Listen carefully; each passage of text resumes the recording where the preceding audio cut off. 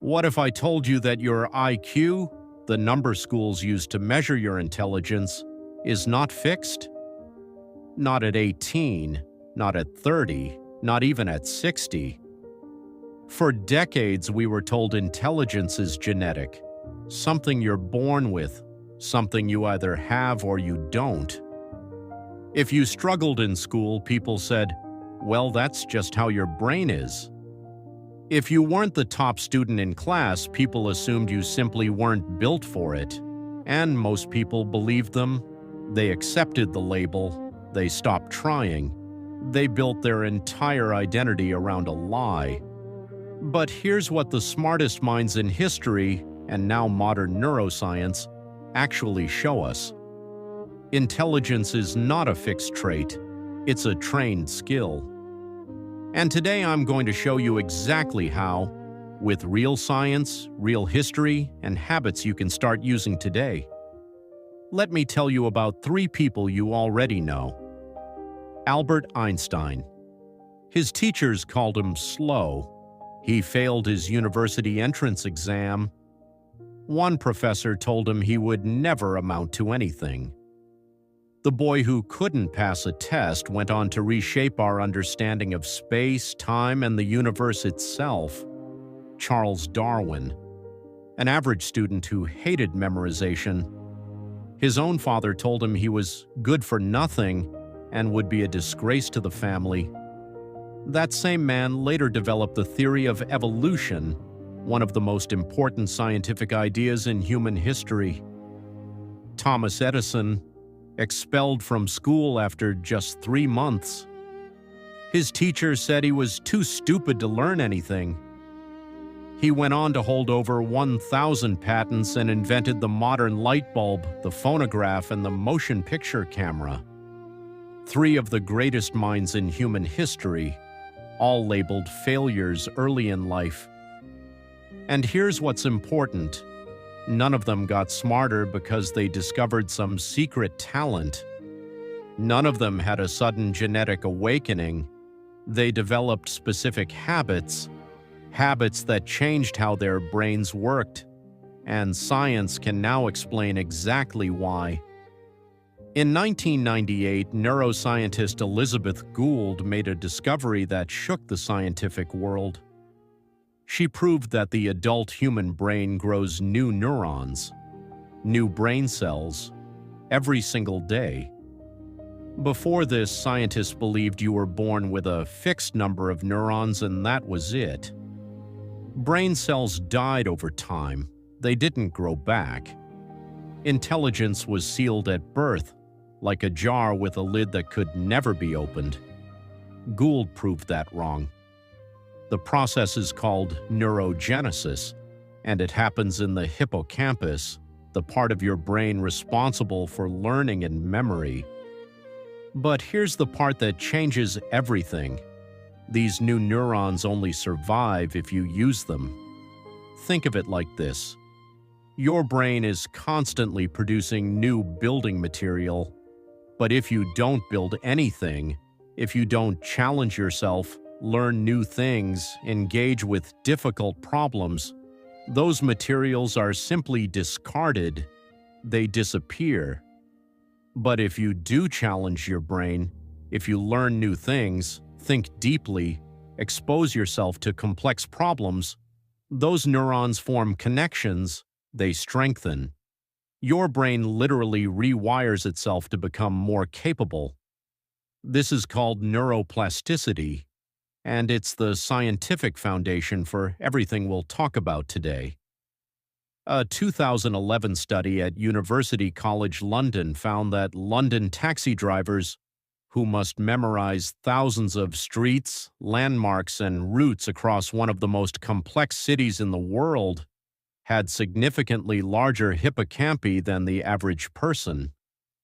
Their brains had physically grown from the mental challenge of their work, not because of their genes, not because of their school, because of what they made their brains do every single day.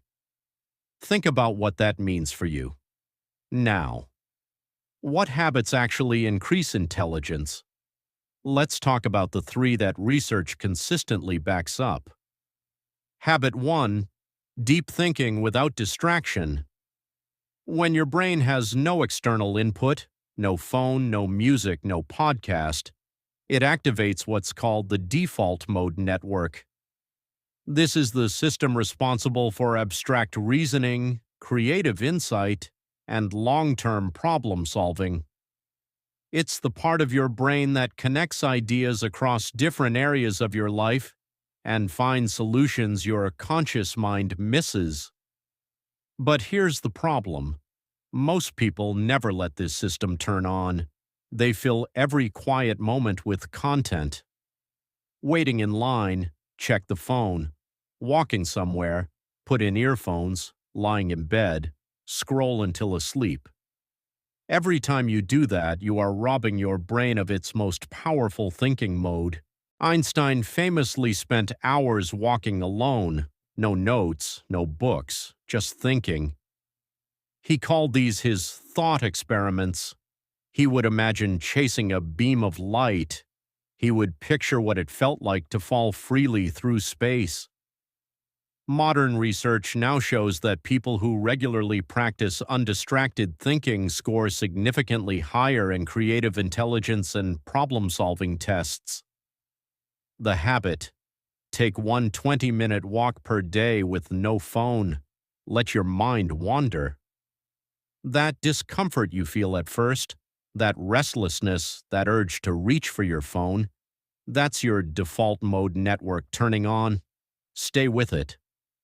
Habit 2. Learning that forces retrieval. Most people read something and think they've learned it. They haven't. Passive reading barely builds long-term memory. Your brain stores only what it is forced to recall. What actually works is retrieval practice, forcing your brain to recall information without looking at it. Studies from Washington University show retrieval practice improves long-term retention by up to 50% compared to rereading the same material. The habit. After you read or watch something, close it. Write down everything you remember, in your own words, without looking. Then check what you missed. Do this consistently and your brain will form far stronger neural pathways. You won't just consume information, you will own it. Habit 3. Deliberate exposure to difficulty. Your brain only grows when it's challenged, not overwhelmed, challenged. Psychologist Lev Vygotsky called this the zone of proximal development, the sweet spot just beyond your current ability where real learning happens. Chess players, musicians, mathematicians, athletes, the ones who improve fastest are not the ones who practice what they already know. They are the ones who consistently push just past the edge of their current ability. Comfort feels safe, but comfort is where intelligence goes to stay exactly the same. The habit. Every week, deliberately do something that feels mentally hard. Learn a new skill. Tackle a problem you can't immediately solve. Read something above your current level. Have a conversation with someone who thinks differently from you. That friction you feel, that slight mental strain, is your brain building new connections in real time. So let's come back to where we started. Your IQ is not fixed. Your brain is not sealed. The label someone gave you in school, the grade, the test score, the teacher's opinion, does not define the ceiling of your intelligence.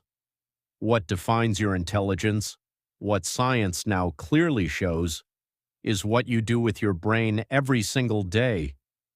Deep thinking, active recall, deliberate difficulty. These aren't motivational ideas, they are neurological facts.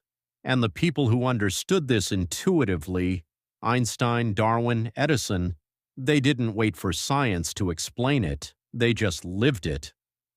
Now you know why it worked. The question is, what will you do with that knowledge?